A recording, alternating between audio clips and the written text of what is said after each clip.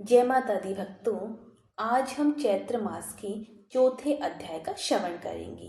पहले, दूसरे, तीसरे अध्याय का श्रवण जिन भक्तों ने किया है उनका बहुत बहुत धन्यवाद, और जिन भक्तों ने नहीं किया है वह हमारे चैनल पर जाकर उनका श्रवण अवश्य करें। भक्तों, कहते हैं कि जब भी कोई व्यक्ति सच्चे मन से माता दुर्गा का नाम लेता है तब माता उसकी पुकार अवश्य सुनती है। कई बार माता अपने भक्तों की पुकार भी अवश्य सुनती हैं, वे उनकी परीक्षा भी लेती हैं, और कई बार वो ऐसी अद्भुत लीला करती हैं कि मनुष्य आश्चर्य में पड़ जाता है। चैत्र मास की यह पावन कथा भी माता की ऐसी ही एक अद्भुत लीला के बारे में है। पुराने समय की बात है, एक सुंदर नगर था जिसका नाम था आनंदपुर। वहाँ के लोग बहुत अधिक मेहनती और धार्मिक स्वभाव के थे। नगर के बाहर एक पहाड़ी पर माता दुर्गा का प्राचीन मंदिर था। यह मंदिर बहुत प्रसिद्ध था और कहा जाता है कि जो भी सच्चे मन से प्रार्थना करता था उसकी मनोकामना अवश्य पूरी होती थी। चैत्र मास आते ही उस मंदिर में भक्तों की भीड़ लग जाती थी। लोग दूर दूर से माता के दर्शन करने आते और भक्ति भाव से आरती गाते। उसी नगर में एक युवक रहते थे, उनका नाम माधव था। माधव बहुत सरल और दयालु स्वभाव के थे।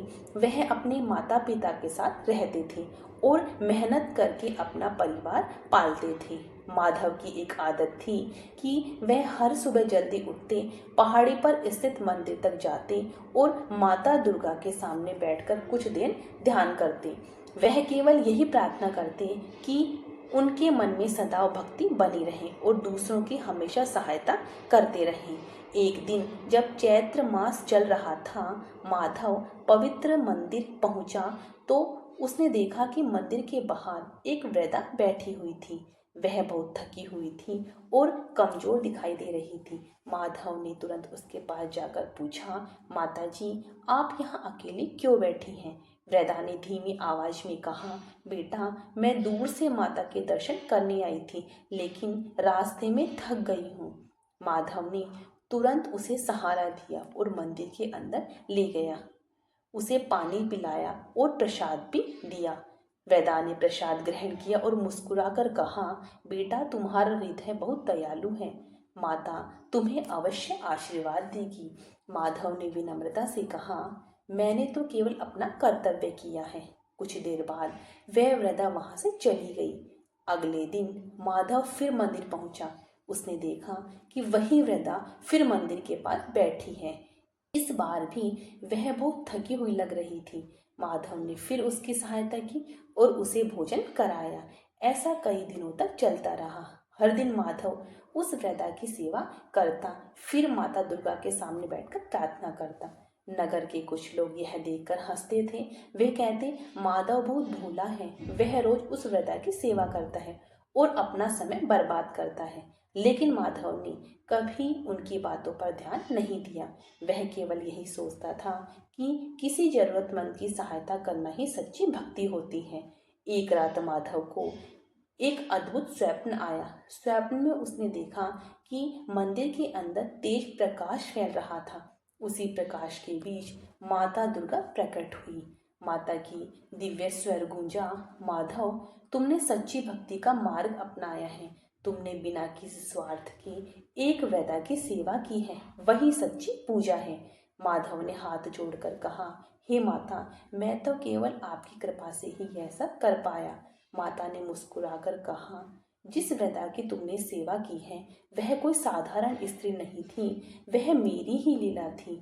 मैं यह देखना चाहती थी कि इस नगर में सच्ची भक्ति किसके मन में है। यह सुनकर माधव आश्चर्यचकित रह गया। माता ने आगे कहा, तुम्हारे निस्वार्थ भाव से मैं बहुत अधिक प्रसन्न हूँ। तुम्हारे जीवन में कभी भी अभाव नहीं रहेगा और तुम्हारे घर में सदैव सुख और शांति बनी रहेगी। इतना कहकर माता अंतर ध्यान हो गई।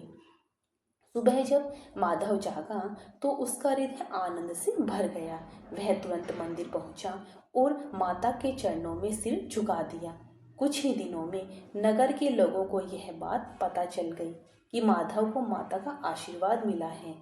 अब वही लोग जो पहले उसका मजाक उड़ाते थे उससे प्रेरणा लेने लगे। माधव ने सबको समझाया, सच्ची भक्ति केवल मंदिर में दीप जला के नहीं होती। सच्ची भक्ति तब होती है जब हम दूसरों की सहायता करते हैं और अपने मन में दया और करुणा रखते हैं। उस दिन के बाद से आनंदपुर नगर में एक नई परंपरा शुरू हो गई। चैत्र मास में लोग केवल पूजा ही नहीं करते बल्कि जरूरतमंद लोगों की सहायता करते थे। धीरे धीरे उस नगर में प्रेम और सद्भावना का वातावरण बन गया। इस कथा से हमें यह शिक्षा मिलती है कि माता दुर्गा केवल पूजा और व्रत से ही प्रसन्न नहीं होती, वे तब प्रसन्न होती हैं जब मनुष्य अपने जीवन में दया, सेवा और सच्ची श्रद्धा को अपनाता है। जो भी भक्त चैत्र मास में इस कथा को श्रद्धा से सुनता है उसके जीवन में भी माता की कृपा बनी रहती है और उसके घर में सुख शांति का वास होता है। इसी श्रद्धा और विश्वास के साथ हमें भी माता का स्मरण करना चाहिए और अपने जीवन को भक्ति और सेवा के मार्ग पर चलाना चाहिए। भक्तों, ये था चैत्र मास का चौथा अध्याय। इस अध्याय को ज़्यादा से ज़्यादा भक्तों में शेयर कीजिए और मेरे चैनल को सब्सक्राइब कीजिए और कमेंट्स में जय माता दी अवश्य लिखिए। कल हम चैत्र मास के 5वें अध्याय का श्रवण करेंगे। जय माता दी।